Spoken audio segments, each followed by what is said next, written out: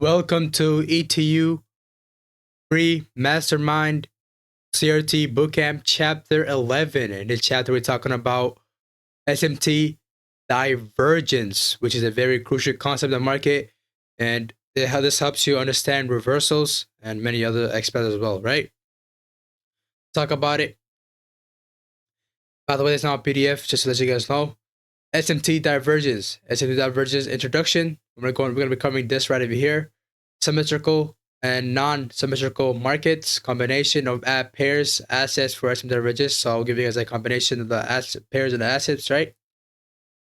Go symmetry and non-symmetrical, right? Finding high probability SMT, false and true, important points and examples as well, right? Let's go to the next PDF here. Introduction. Distinction between correlated pairs or market or instruments are called divergence, right?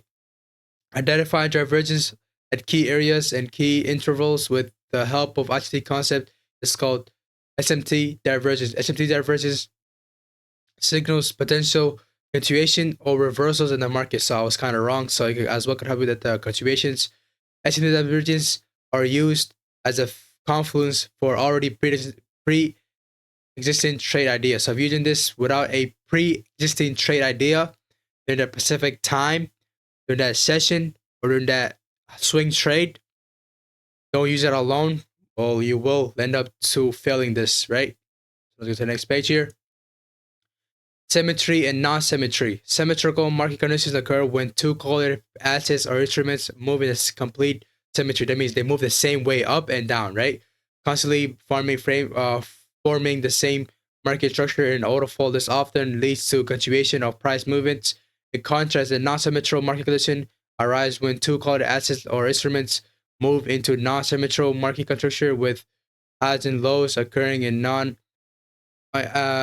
uniform manner. This suggests non-symmetrical conditions, which may eventually lead to a potential reversal in the market. Which that means right over here, the non-symmetrical. That means, let's just say ETU makes a high, but ETU makes a high, and the market swoops out the high. What GPUC does not make out a high. What GP as well makes a high, but does not swoop out the other high, the first initial high, right? So it just makes it basically ETU is making a higher high, what GPU is making is a lower high, right? Just like that, right?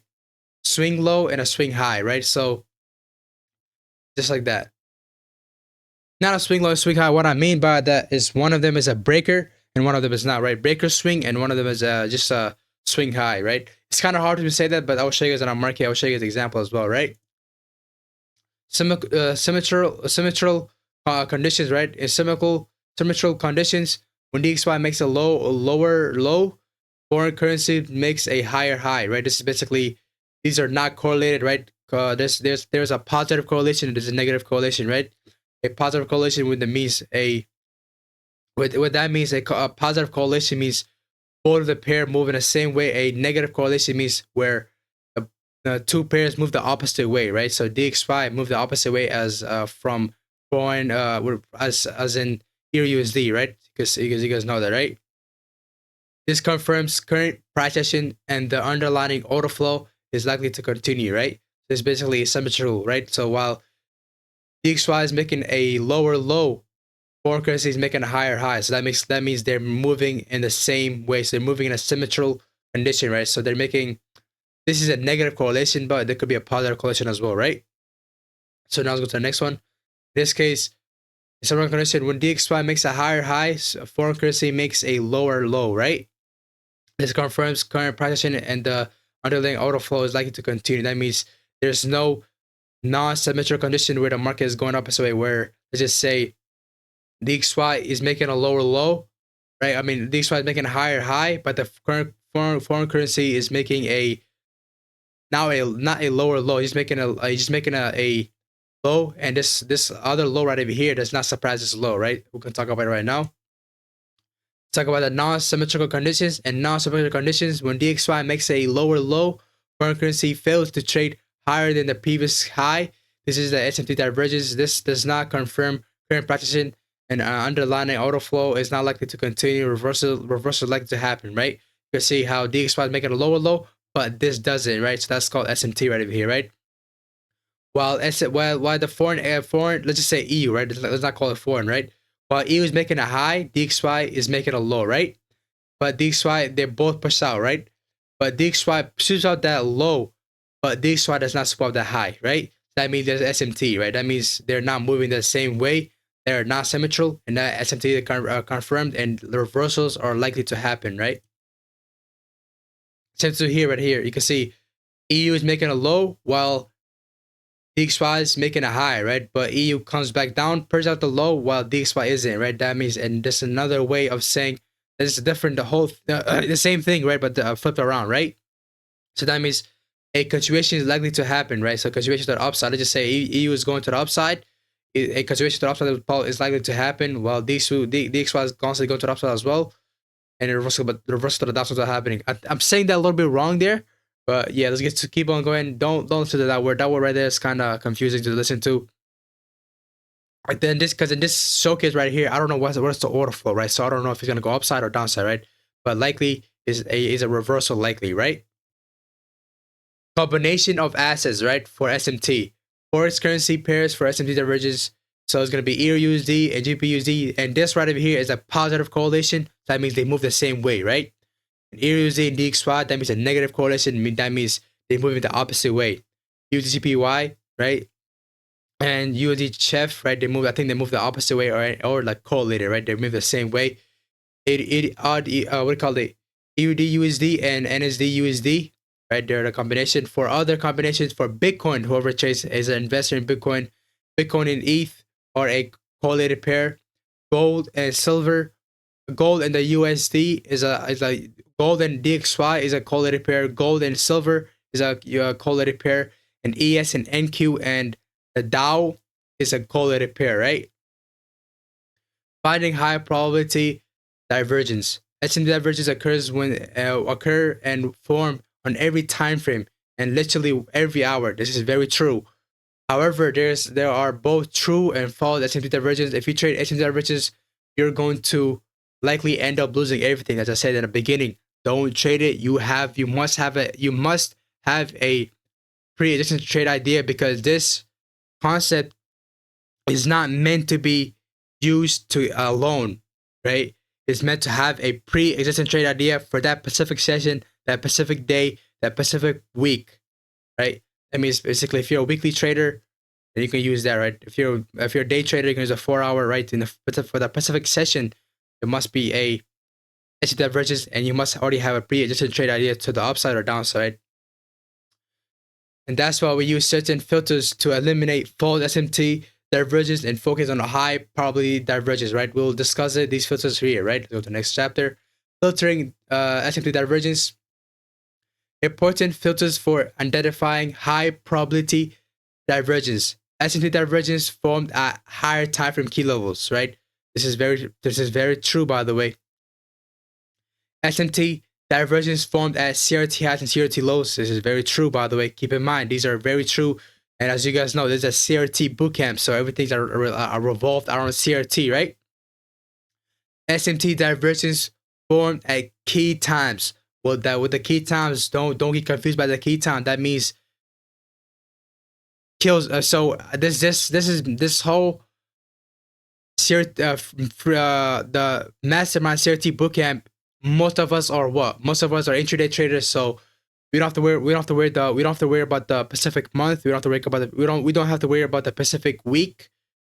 Neither the Pacific months, right? Which is, we don't use that. We go for the Pacific session. So this key time, keep in mind, it must happen in Pacific key time, right? It must happen in Pacific time, which is either London session or New York. If it's not one of those two times, it's not a high probability SMT divergence, right?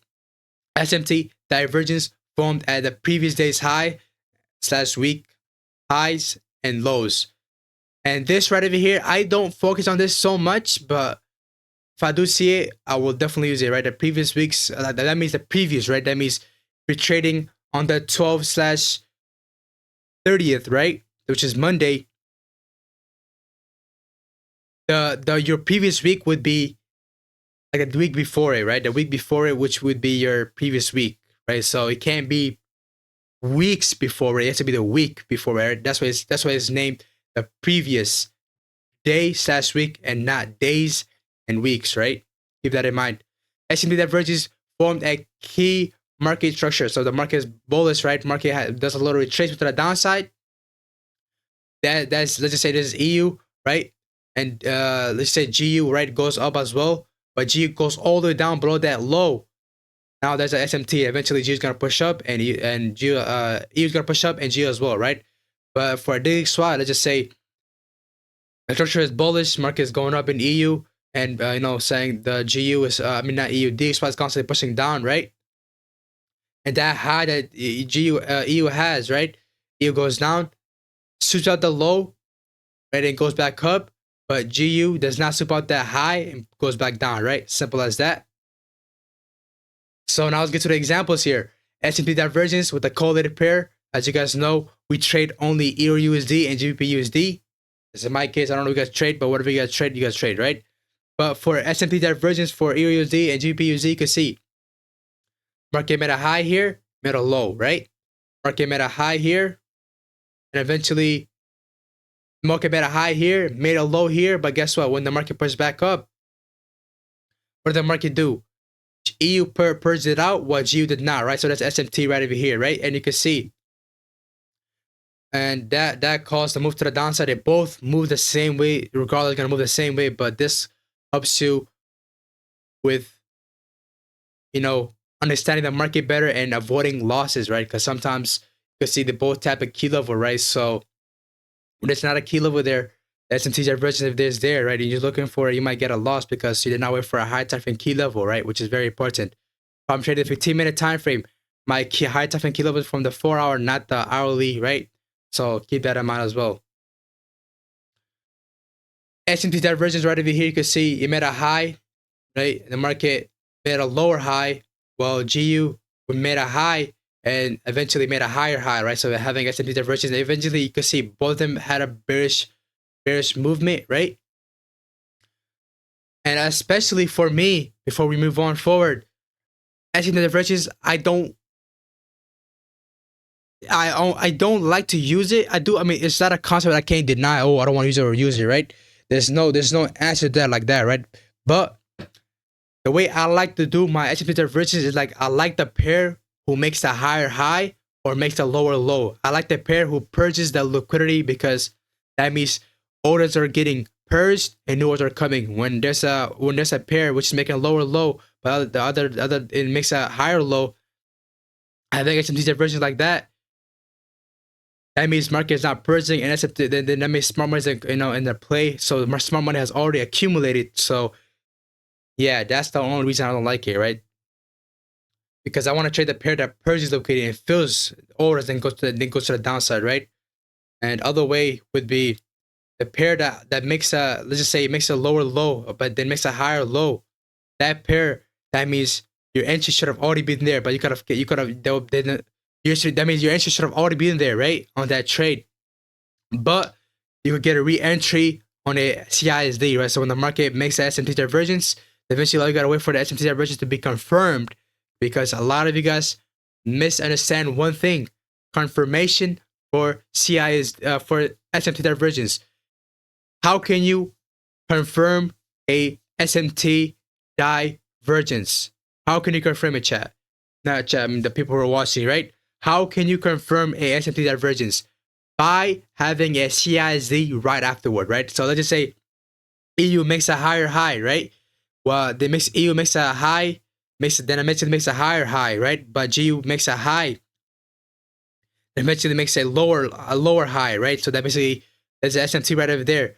And right when that happens, all you're looking for in that specific time frame, if you have the right time frame alignment, all you're looking for is the CISD to form, right? But that CISD must be tapped into a higher time key level or purge liquidity, or there must be a CRT there, right? If it's not one of them, that is not a right SMT divergence should be looking for. That's not that right CISD should be looking for, and just call it trade off, right? Because you're over here, EU made a high, but you made a higher high, right? When GU made a high, eventually made a lower low. Eventually, the SMT divergence right over there, and eventually the market pushes down. Both of them pushes down regardless, right?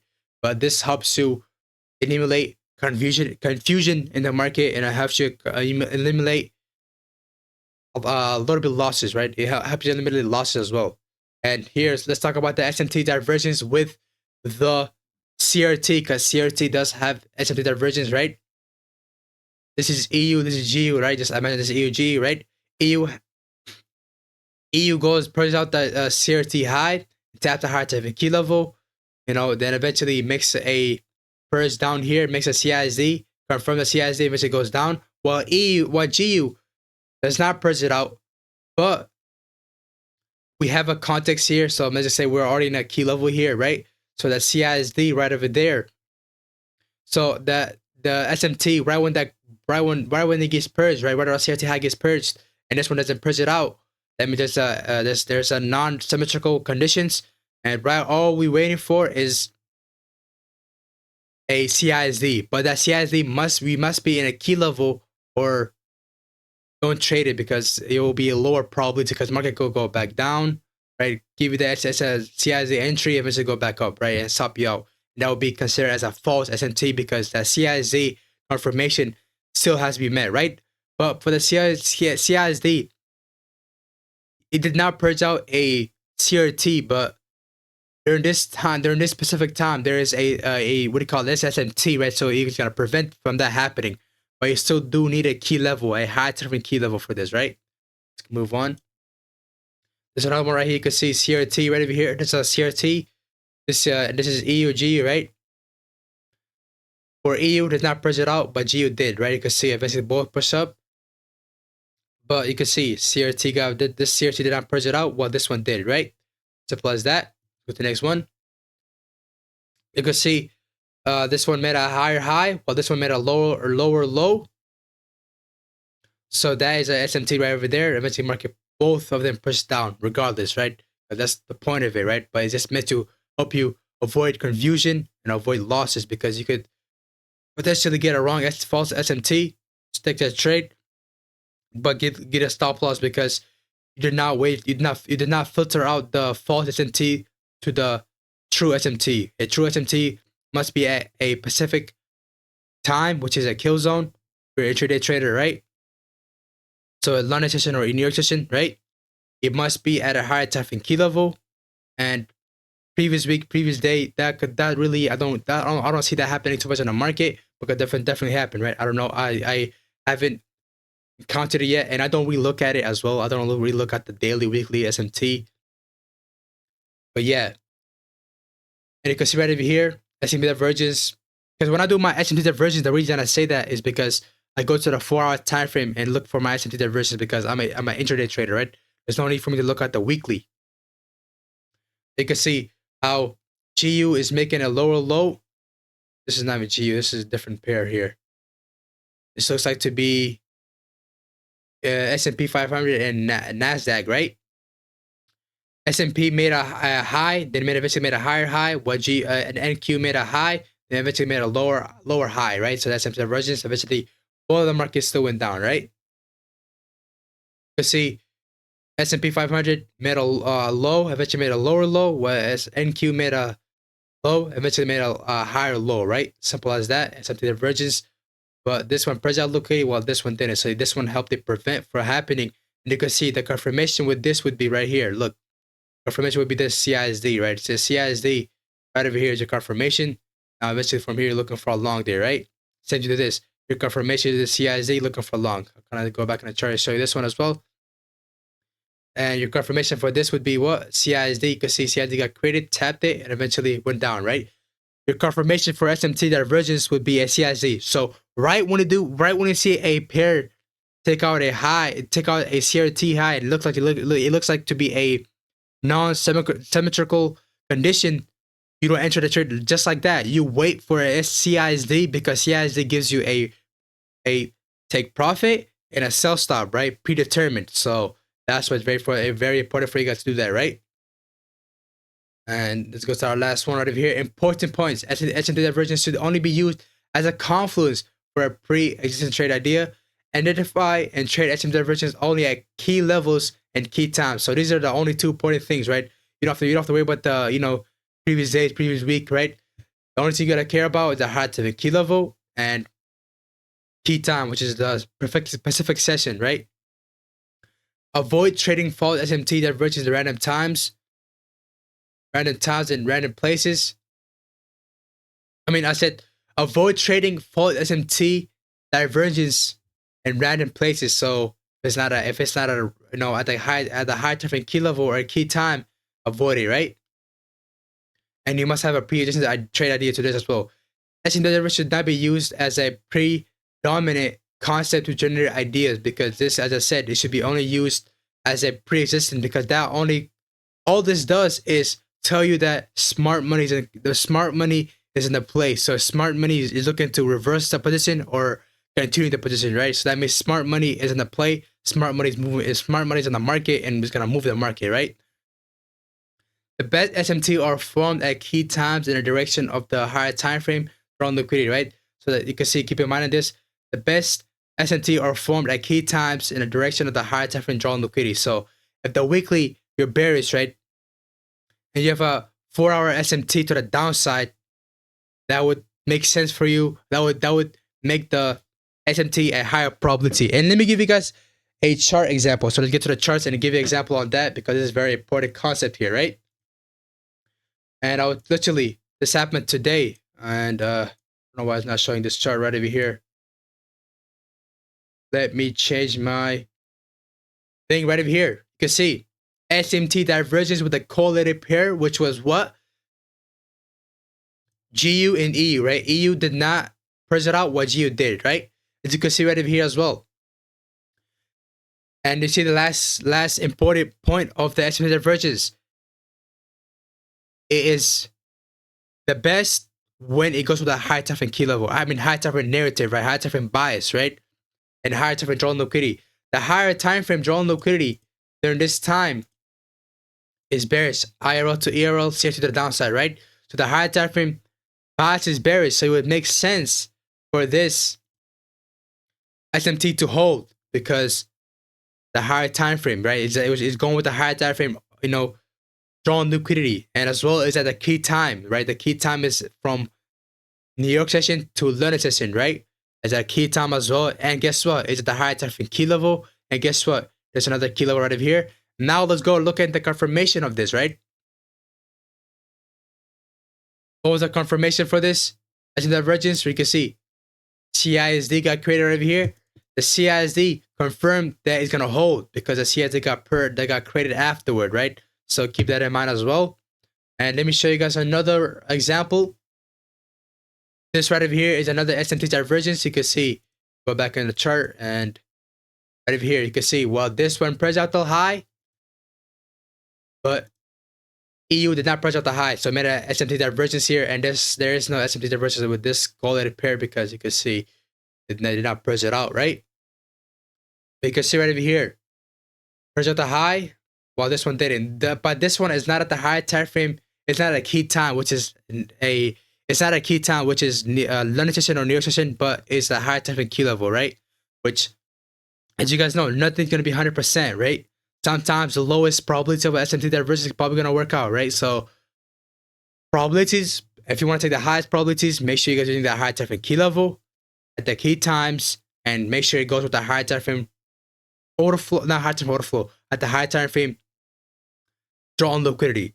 And thank you for watching chapter 11, talking about SMT divergence. I'll see you guys in the next chapter. If you guys are new, make sure you guys like, subscribe, comment, join my Discord, join the community, join the family, and I'll see you guys in the next chapter.